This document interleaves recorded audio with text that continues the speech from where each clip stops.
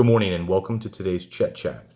Today I want to propose some laws that I think will help keep everyone safe.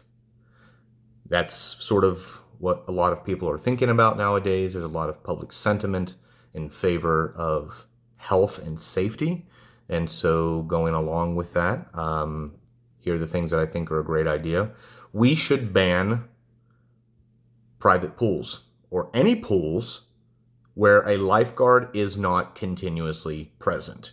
350 children die every year of drowning in pools, and that's just specifically pools, so this doesn't even include drownings in lakes or rivers. If you don't support this rule, you're selfish, and all you care about is your precious little pool. All you have to do is, if you have a pool, you need to drain it, fill it in, put a cover on it. Bottom line is no water in private pools. And if you want to have a pool with water in it, a lifeguard must be present continuously. If it saves one life, why wouldn't you support this? Could you go and look at the parents of the 350 children that die in pools every year and explain to them why you're against this law? You're selfish if you don't support this. We should ban any travel over 55 miles per hour. Cars should have governors on them that make it impossible for any vehicle that travels in the United States to go over 55 miles an hour. Continuous studies have shown that since the national speed limit of 55 miles an hour was abolished, vehicle deaths have risen precipitously.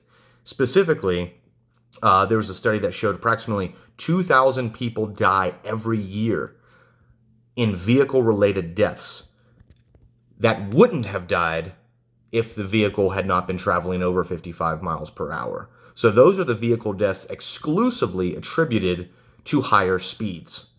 If you don't support this law, you're selfish. All you care about is getting places faster. What harm could there possibly be in driving places 45 miles an hour as opposed to 65 or 70 miles an hour? So what? You have to leave a little bit early. You're just slightly inconvenienced. But if it saves even one life, how could you not support this law? Could you talk to those families of the 2,000 additional people that died every year and explain to them why you feel it's so necessary to be able to drive around at 70 miles an hour? You are selfish if you don't support this law. We should also ban serving refined sugar to children, at minimum to children, simply because they don't always make their own choices in terms of what to eat. There are 300,000 deaths every year in America attributed to obesity. If you don't support this law, you're selfish. All you care about is being able to eat whatever you want without any regard to those people who maybe don't choose what they eat, like children, maybe some disabled people, other people that, aren't able to make their own choices. You're selfish. If it saves even one life, why wouldn't you support this? There's a virus going around. We should shut down businesses. We should tell businesses that they can't open unless they can, maintain a certain amount of social distancing, even if masks are required. Yeah, it's gonna decimate the economy, and it's gonna cause people to lose small businesses, and tons of people will be out of work and everything. But if it saves even one life, why wouldn't we do that? You see, we've always understood in this country that freedom is inherently dangerous. We've never sacrificed freedom for the benefit of complete and utter safety the way that we have now. Let me make this clear. I think that coronavirus is very serious. It is absolutely worse than the flu. It's more dangerous than the flu. And we should be taking things seriously.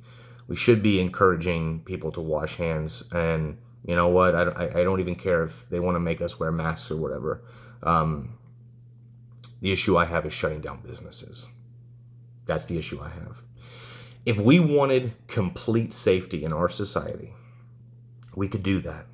We could prevent almost every type of death in this country if we really wanted to. If we completely deprived everyone of their freedom, we could get rid of vehicle deaths. We could get rid of drowning. We could get rid of almost every kind of communicable disease.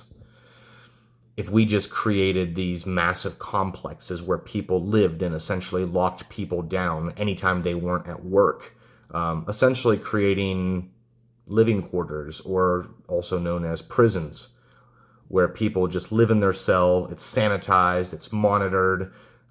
You're given 3 square meals a day. You're given all your vaccinations. You're constantly required to wash your hands. You don't engage in any type of activity that could possibly be dangerous.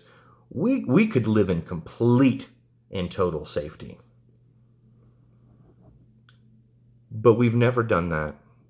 And we don't do that for a reason, because we've always valued freedom, liberty. We understand that there's risks associated with everything, but we've always balanced the utility of what we're doing with the safety. When people talking or have been talking about opening schools or churches, and the concern over the kids getting it, and even though kids have been at a much lower mortality rate with coronavirus, the argument has been made that some kids have died from it.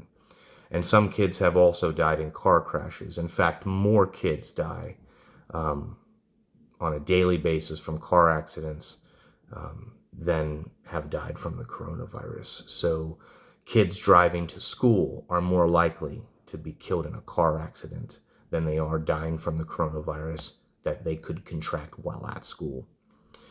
This video is simply to cause people to stop, pause, think about what we're doing, take a step back, and think about the utility of that. Not suggesting that we don't take this seriously, not suggesting that we don't take precautions. We absolutely should. It would be foolish not to. But just simply not to jump on this bandwagon of absolute safety at all costs. No matter what the cost to freedom, no matter what the cost to the economy, no matter what the cost to mental health, absolute safety. Simply challenging those notions.